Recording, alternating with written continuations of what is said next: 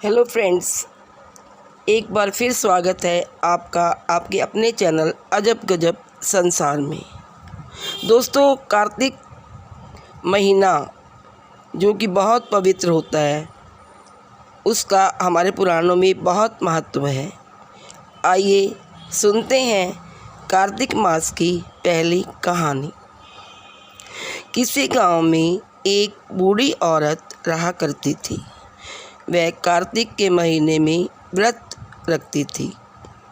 जब भी उस बूढ़ी औरत का व्रत खोलने का समय होता तो स्वयं कृष्ण भगवान आते और उसके समक्ष खिचड़ी का कटोरा रख जाते और बुढ़िया उसे खाकर अपना व्रत खोलती थी। उस बुढ़िया की एक पड़ोसन थी। वो रोज़ इस दृश्य को देखती थी और ये सोचती थी कि इस बुढ़िया का कोई भी नहीं है, फिर भी इसे खाने के लिए रोज़ खिचड़ी मिल जाती है। वह यह सब देखकर उससे बड़ी ही ईर्ष्या करती थी। एक दिन कार्तिक के महीने में वह बूढ़ी औरत गंगा में स्नान करने गई। पीछे से भगवान श्री कृष्ण ने खिचड़ी का कटोरा रख दिया। जब पड़ोसन ने ये देखा कि बुढ़िया तो घर पर है नहीं और खिचड़ी का कटोरा पड़ा है, तो उसने वह कटोरा उठाकर घर के पिछवाड़े फेंक दिया। जब वह बूढ़ी औरत स्नान करके घर लौटी तो उसे वह खिचड़ी का कटोरा नहीं मिला।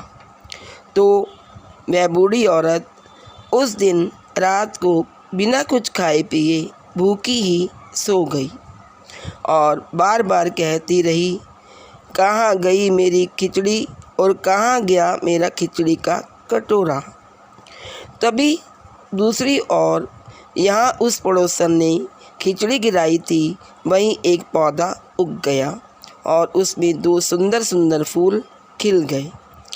एक बार राजा उसी तरफ गया और उसने जब यह फूल देखे तो वह उन्हें तोड़कर अपने महल में ले गया और उसने रानी को दे दिए।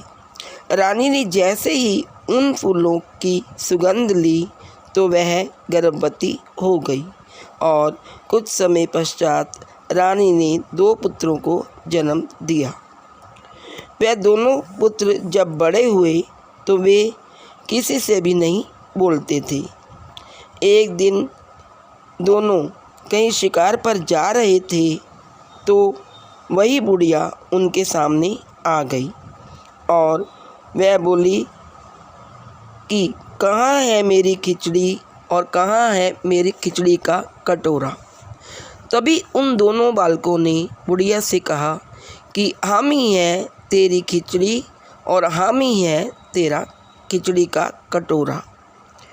अब हर बार जब वे शिकार पर जाते तो वह बूढ़ी औरत उनसे वही बात कहती कि कहाँ है मेरी खिचड़ी और कहाँ गया मेरा खिचड़ी का कटोरा।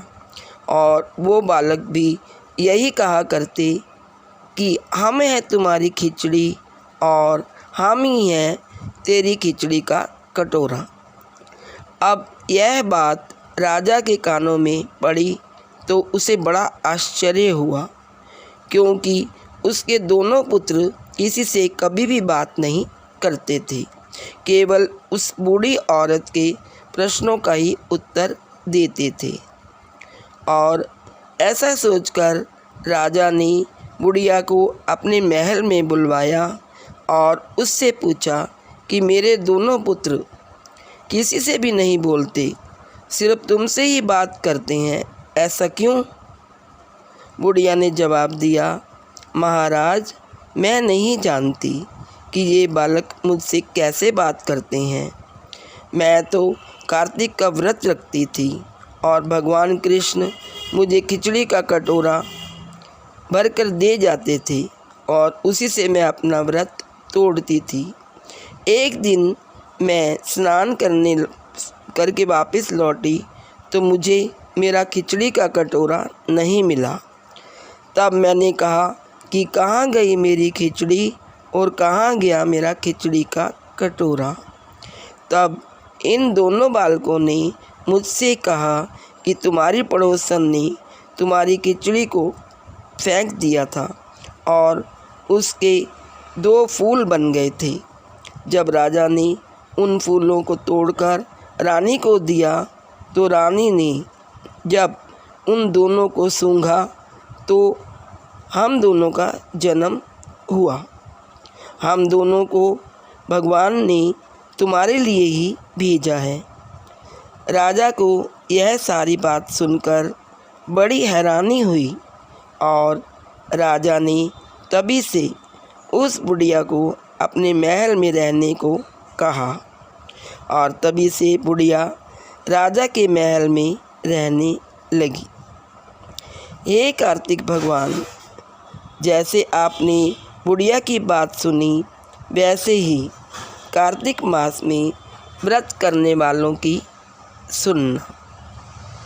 जय श्री कृष्ण।